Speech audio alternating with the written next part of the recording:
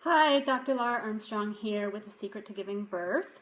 I'm going to be talking today about the importance of sleep and restorative sleep and insomnia.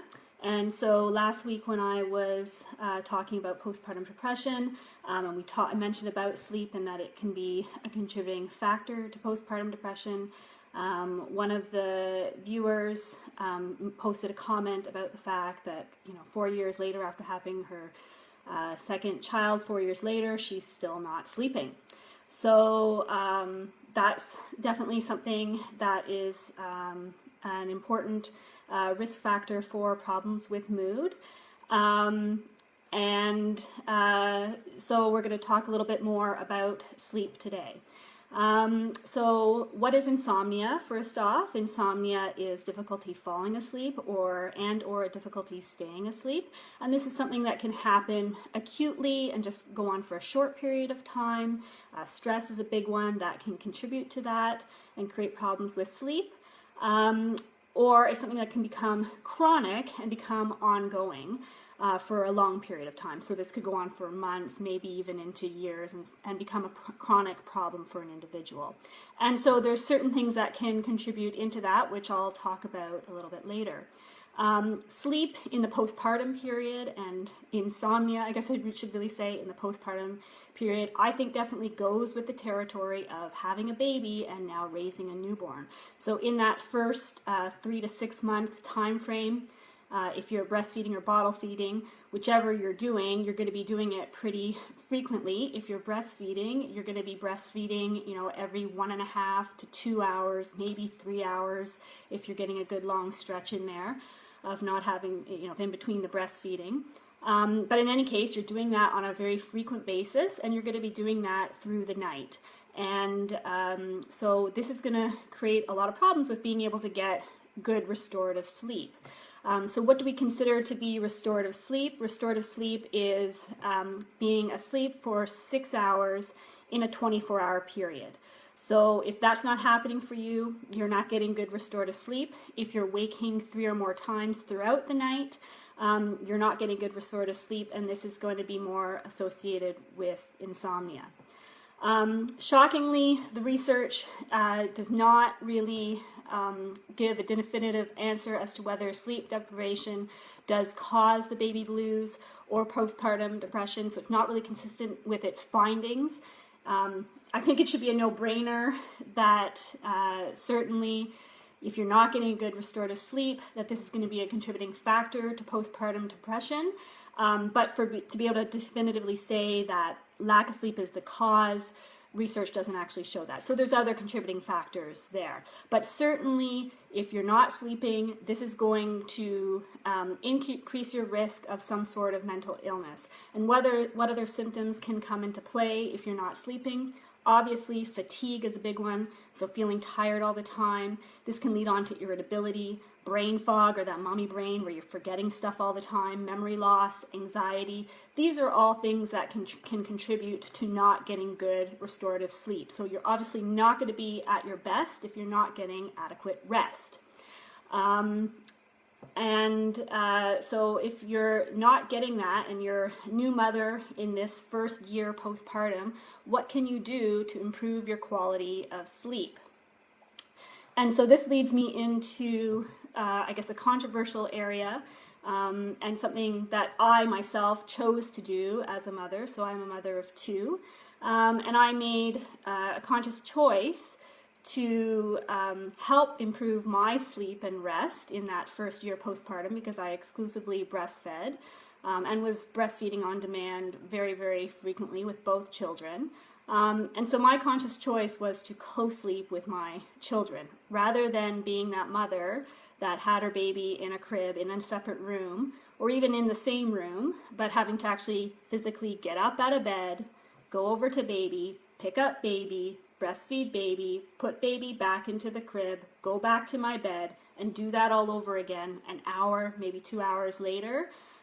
Very early in the game, 3 days into the game, I would say, I realized that that was something that just was not going to work for me at all. and I went against what probably, I guess, public health says and what I was told at the hospital, which is that you shouldn't sleep in the same bed with your baby because you're increasing the risk of SIDS, and this is harmful to baby, and baby should be in a crib on its back, and can be in a bassinet in the room, but certainly not in the bed.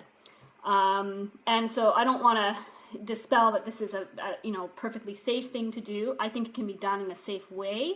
So co-sleeping, or actually sleeping on the same sleep surface as your baby, so mother and baby together, especially if you're breastfeeding, can be done in a safe manner.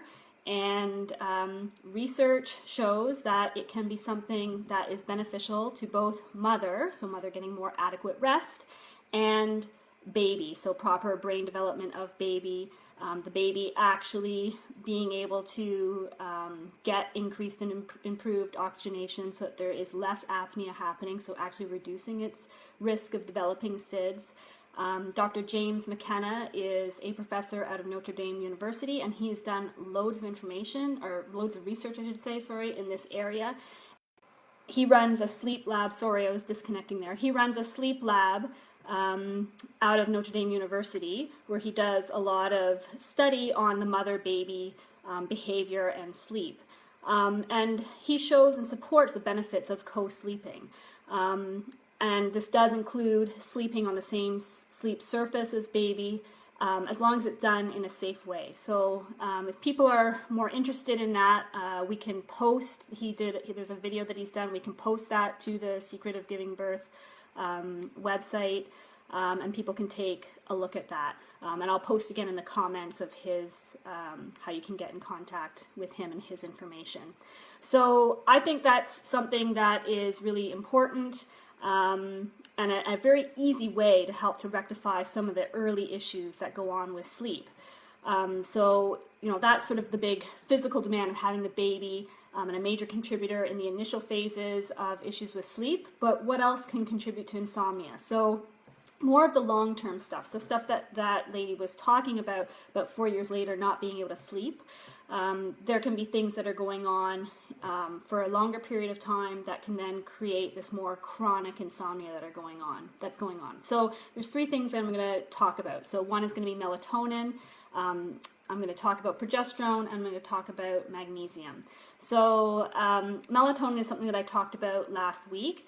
This is an important hormone that regulates the sleep-wake cycle. It's produced in our brain in a gland called the pineal gland. And the pineal gland sends out this melatonin into our bloodstream. So it's secreted in the bloodstream, and it starts to increase at about 9 o'clock at night, reaches its maximum peak between 2 and 3 in the morning, and then it starts to go on the decline. So by about 9 a.m., your blood levels of melatonin are going to be absent. And this, of course, we want to have happen because melatonin is what puts us into that sleep state, okay? So when melatonin levels are high, we should be sleeping. When melatonin levels are low or absent, we're going to be awake. And in order for the melatonin secretion to happen, so actually being sent out by the pineal gland, you need to be in a dark environment in order for that to happen. So if you're exposed to light, so if you're actually awake when you should be sleeping and you have lights on, or you have a TV on, or you have electronics going in the background in the environment where you're sleeping, you're not going to get good production of melatonin.